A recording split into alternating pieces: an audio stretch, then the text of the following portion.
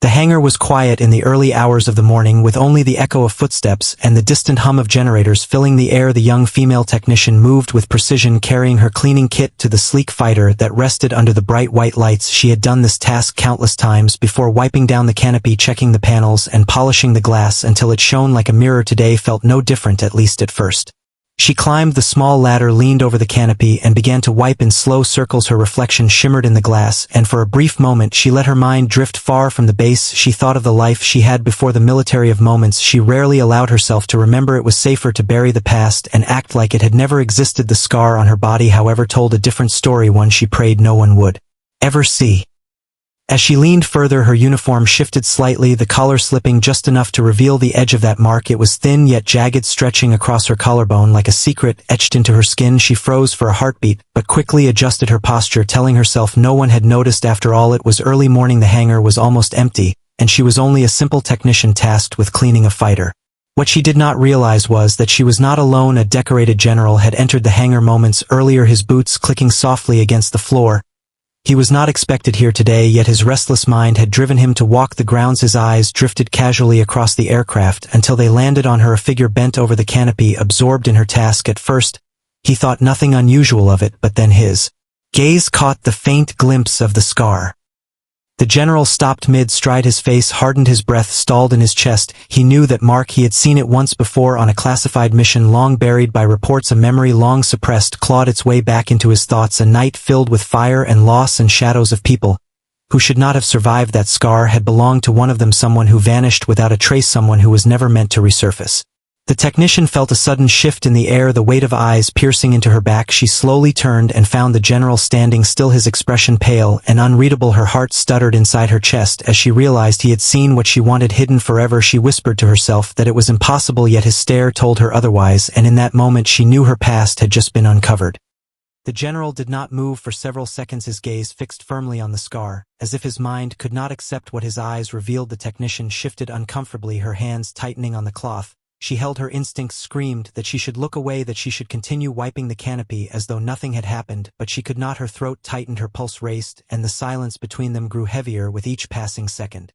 The general finally stepped forward, his boots echoing in the vast hangar. His face remained composed, but his eyes carried a storm. He spoke no words, yet his presence alone pressed down on her like the weight of 1,000 questions. She tried to steady her breath, telling herself he could not possibly know. He was a high-ranking officer who had seen countless soldiers, countless scars. How could one faint mark on her collarbone mean anything?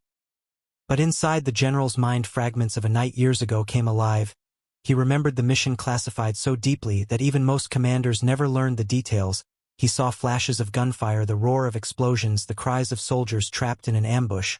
He remembered the bodies left behind and the few who were evacuated under secrecy. One in particular had disappeared, presumed dead, though rumors whispered of survival and betrayal. The scar now before him matched the wound from that night perfectly.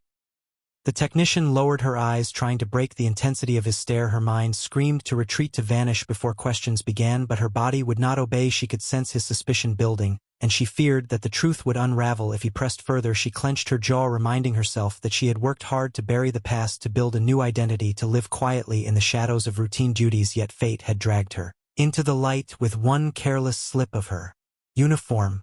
The general finally spoke, his voice low and heavy. "Have we met before?" The question lingered in the air, sharp as a blade. She forced a small smile, shaking her head quickly. "No, sir, I am just a maintenance technician assigned to this sector." Her tone was steady, but her eyes betrayed the storm within. The general tilted his head, studying her, as though he could strip away every layer of the mask she wore. He did not press further, not yet. Instead, he gave her one final searching glance before turning sharply on his heel and walking away. His silence was more frightening than words, for in that silence she knew he would not forget, and she knew his mind would dig into her records. The scar had been seen, the memory had been triggered, and the past she thought buried had already begun to rise. The technician tried to return to her task, but her hands trembled against the canopy cloth. The silence of the hangar no longer felt calm but suffocating. Every sound seemed sharper, every flicker of light harsher, as if the entire building had turned into a prison of memories. She forced herself to breathe slowly, reminding herself she was still in control, that nothing had been spoken openly, that perhaps the general had doubts but no proof. Yet deep inside she knew the look in his eyes was not casual curiosity, it was recognition.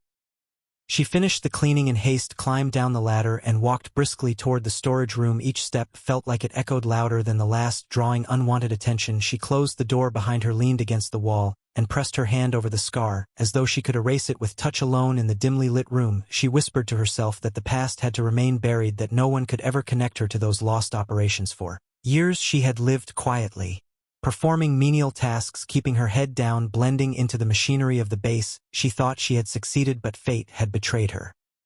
At that very moment, the general sat in his office, staring at an empty folder spread across his desk.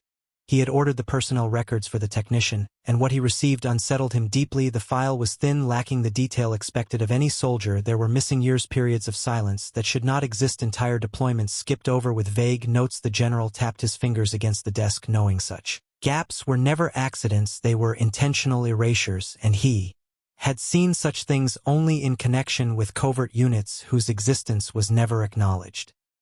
The technician returned to her bunk that night, but sleep would not come. Shadows of memory crept back into her mind, the roar of engines, the screams of men, the burning pain of that night when she was left for dead. She remembered crawling through the dark, wounded and alone, believing she would not survive, yet she had survived, and survival carried its own price, a price she paid every day with silence, obedience, and the scar that betrayed her. Whenever her guard slipped, she closed her eyes, praying no one else had seen it. But the general could not shake the thought from his mind. He remembered names written in classified reports, names of those presumed killed in action, and among those names one matched the technician before him. If his suspicion was correct, then she was not supposed to be alive, and if she was alive, then someone had gone to great lengths to hide her existence. The question burned within him, demanding an answer, and the general knew he would get that answer no matter what it cost. The following evening the base settled into its usual rhythm, soldiers moving between barracks, engines rumbling faintly in the distance, lights flickering across the airfield. The technician sat alone on a bench near the hangar, pretending to study her checklist, but her mind wandered endlessly. She could not shake the image of the general's pale face, nor the heavy silence that followed when his eyes caught the scar. She knew men like him did not forget such things, and that realization gnawed at her with each passing hour. Inside his quarters, the general stared at his communication terminal, a secured line blinking faintly.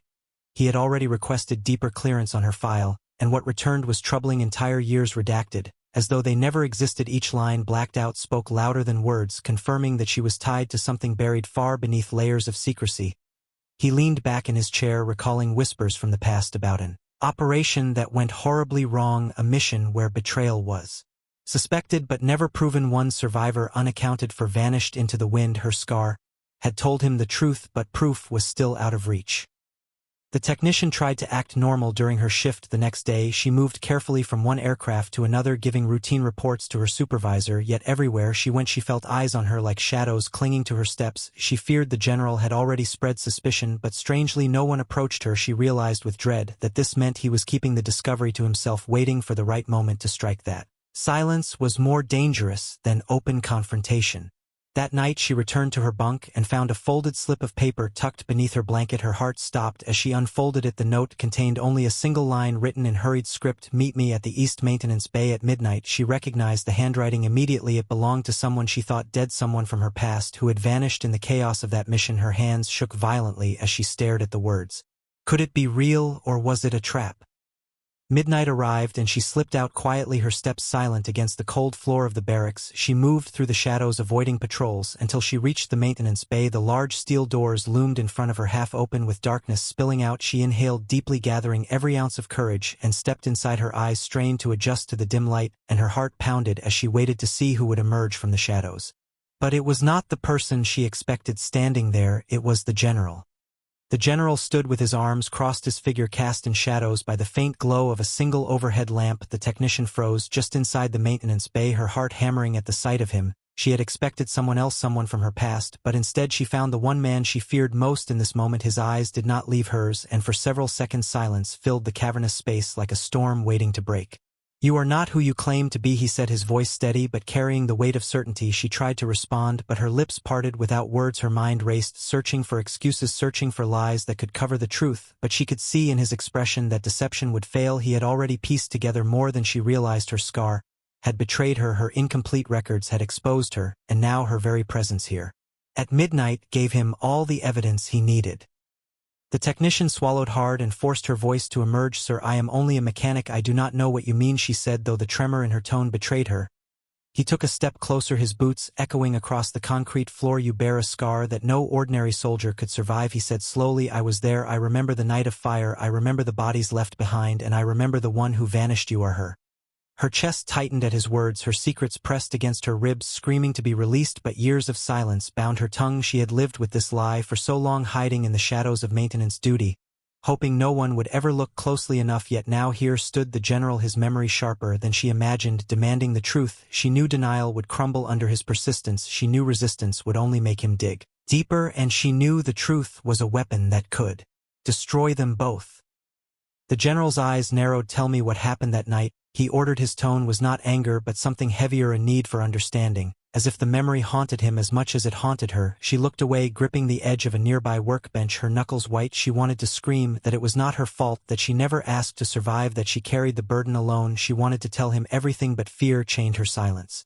Before she could answer, a distant siren wailed across the base. The general turned sharply, his eyes widening. The technician felt her stomach drop, for she recognized the sound not as a drill, but as a real alarm. Something was coming, something connected to her past, and it had found her at last. The piercing siren echoed through the base, sending soldiers scrambling from their quarters, while red warning lights flashed across the hangar walls. The technician felt her blood run cold, because she knew exactly what the alarm meant. She had lived too long in fear of this moment, and now it was here. The general barked orders into his comm, demanding a situation report, while his eyes remained fixed on her, as if she alone carried the answer to the chaos unfolding outside. Through the bay doors came the faint rumble of engines, not the familiar roar of Allied aircraft, but something heavier, something darker. She could feel it in her bones before the words came crackling across the comm. "Unidentified aircraft approaching from the east, possible hostile intent." The technician closed her eyes and exhaled a long breath. She knew who it was, and she knew why they had come. The past had not only found her, it had arrived armed and merciless. The general seized her arm, his grip firm. "Tell me now, who are they? What do they want?" His voice carried urgency, but also a trace of fear. He sensed that this attack was not random, that she was somehow tied to it. She hesitated, her mind torn between protecting her secret and saving the lives about to be thrown into battle. She opened her mouth, but the words clung to her throat, heavy with years of silence. She had sworn never to reveal the truth, but the sound of soldiers running outside reminded her that secrecy now could mean death.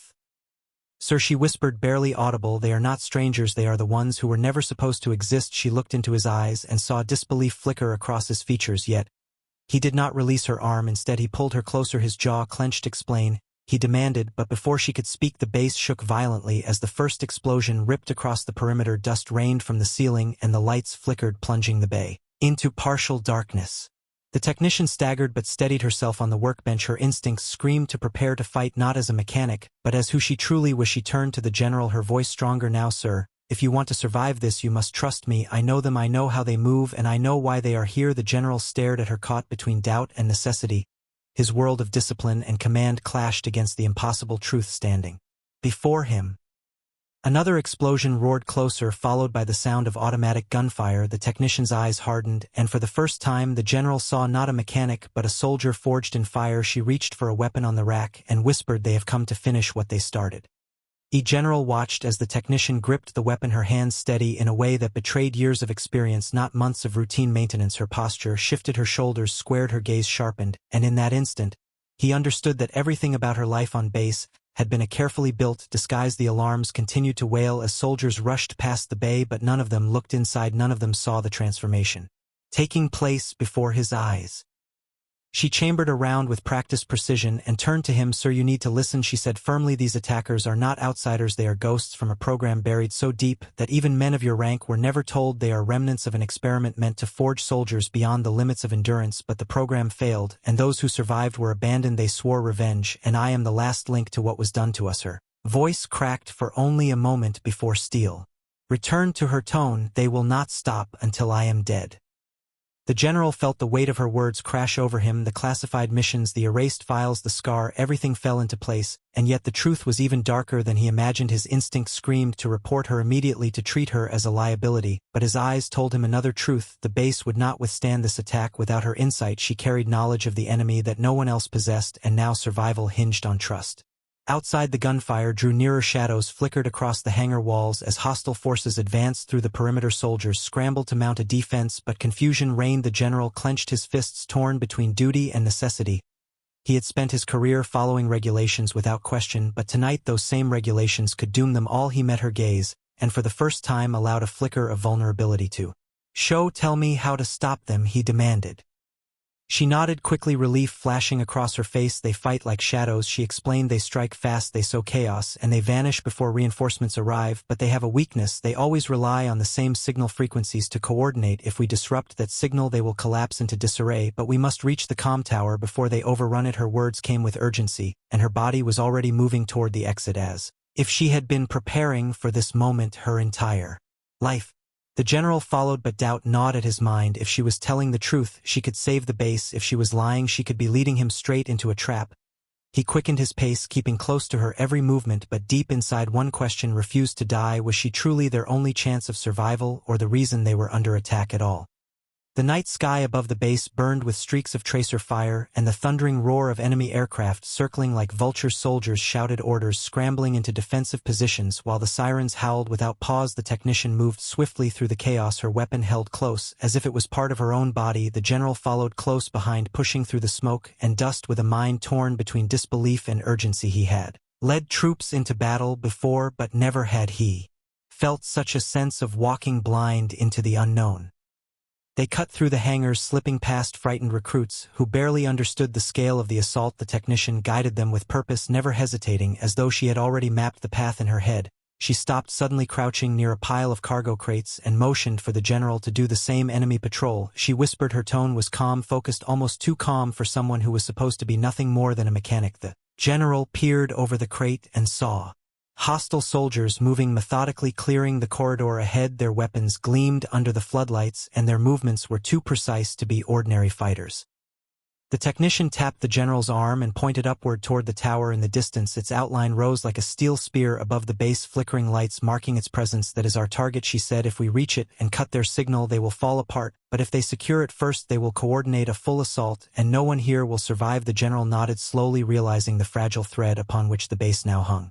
They moved again, slipping through shadows, keeping low as explosions lit the night sky. Each detonation brought back fragments of memory, for the technician, flashes of the ambush years ago, the screams of her comrades, the fire that seared across her body. She gritted her teeth, forcing herself to stay focused. The general watched her carefully, noting the way she anticipated every danger, the way she moved like a soldier forged by countless battles. Not a simple airbase worker. He understood now why her record was erased. She was never meant to exist.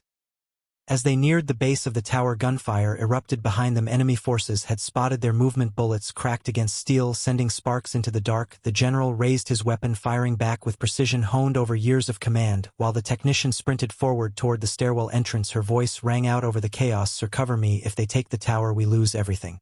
The general fired another volley, but a chilling thought crossed his mind. Even as he protected her, what if the enemy wanted her alive, and what if by following her he was delivering her straight into their hands? The stairwell inside the tower was narrow and dark, the sound of boots and gunfire echoing up through the steel frame. The technician pressed herself against the wall, her rifle raised as she motioned for the general to follow close behind. Their breaths came in sharp bursts, mixing with the acrid smoke that seeped in through broken vents. Every step upward felt heavier than the last, as though the past itself clung to her shoulders, weighing her down. She pushed forward, knowing hesitation would mean death. Halfway up, they heard the metallic clatter of enemies entering below. The general glanced back, his jaw tight. We do not have much time, he muttered. She nodded, her mind calculating quickly. These men were trained like her. They would move fast, precise, and without mercy. Her fingers brushed across the scar, hidden beneath her collar, and for a fleeting moment she wondered if fate had dragged her here simply to die where her story began. But then anger flared deep inside. She had carried the burden of survival too long to surrender now. They reached a landing near the control level, and the technician dropped to one knee, listening to the faint static of radios above. She recognized the cadence instantly, the same encrypted frequencies she had been forced to follow years ago. They were coordinating, already preparing to lock the base into chaos. If they did not act now, the defenders outside would fall one by one. She turned to the general, her eyes sharp. We cut the signal now, or the base is lost. He gave a grim nod, but doubt still clouded his face. They burst into the control room and were met with gunfire. The technician dived across the floor, firing in short bursts, dropping one hostile, while the general took cover behind a console, returning fire. The room shook with each shot, the glow of monitors casting eerie light across their determined faces. She crawled toward the main terminal, bullets sparking against steel around her. Her hands flew across the controls, pulling cables, tearing wires. As alarms wailed in protest, she knew she had only seconds before the enemy overwhelmed them. The general shouted over the chaos, "They are closing in, we cannot hold them." She gritted her teeth, her fingers bleeding. As she ripped the final cord free, the signal cut instantly, and the enemy chatter across the radios dissolved into static. Confusion outside erupted as their coordination shattered. She looked up at the general, triumph in her eyes, but before relief could settle, the door behind them slammed open and more armed soldiers poured inside, weapons raised, ready to finish what their comrades had started. And at their lead stood a figure she recognized instantly, a face she thought had been burned away in the fire of the past. The figure stepped into the room with slow, deliberate movements, his shadow stretching across the flickering monitors. The technician froze as her eyes locked onto the scarred face she thought lost to the fire long ago. It was him, the one who had led their unit into the ambush, the one who betrayed them to the enemy. She had believed he was dead, but here he stood alive, commanding the soldiers that now surrounded the control room. Her chest tightened as fury and disbelief collided inside her. "You should have stayed buried," he said, his voice low but sharp like broken glass. "You were never meant to survive that night." His words cut through the air, and the technician gripped her weapon tighter. Her scar burned as though it remembered the betrayal, her body aching with the weight of the years of silence. She wanted to scream at him, to demand answers to the endless questions that haunted her nights, but the time for questions had passed. This was the end. The general positioned himself at her side, weapon raised, his jaw tight with grim determination. He had no history with this man, but he could see the truth in her trembling frame, the truth of betrayal and vengeance long overdue. He whispered, "Just say the word, and we end this." She nodded slowly, her eyes never leaving the traitor, who smirked as though victory was already his. Gunfire erupted, chaos filling the control room. The technician moved with the precision of memory, each shot an echo of training. She thought she had buried. The general fought beside her, his experience and discipline holding the line despite the overwhelming odds. The traitor advanced undeterred, his soldiers falling one by one until the room was filled with smoke and the stench of burning circuits. The technician's lungs burned, but she pressed forward, driven by rage and the need for closure. Finally she faced him across the shattered consoles, their weapons both empty, their eyes locked in a deadly standoff. He lunged forward, striking with brutal force, but she matched him blow for blow. The fight was raw, brutal, years of pain unleashed in every strike. She remembered the screams of her fallen comrades, she remembered crawling through the flames alone, and she poured all of it into the battle. With one final desperate surge, she drove him back, slamming him into the sparking terminal that erupted in light. The explosion consumed the traitor in fire and smoke, leaving only silence. The technician collapsed to her knees, gasping as the general rushed to steady her. Outside, the sound of battle faded as the enemy forces, without their leader and without coordination, retreated into the night. The base still stood, scarred but alive. The general looked down at her, his face pale but filled with awe. He whispered, "You were never meant to be a mechanic, were you?" She met his gaze, her scar still burning, and answered softly, "No, sir, I was never meant to survive, but now I choose what I become."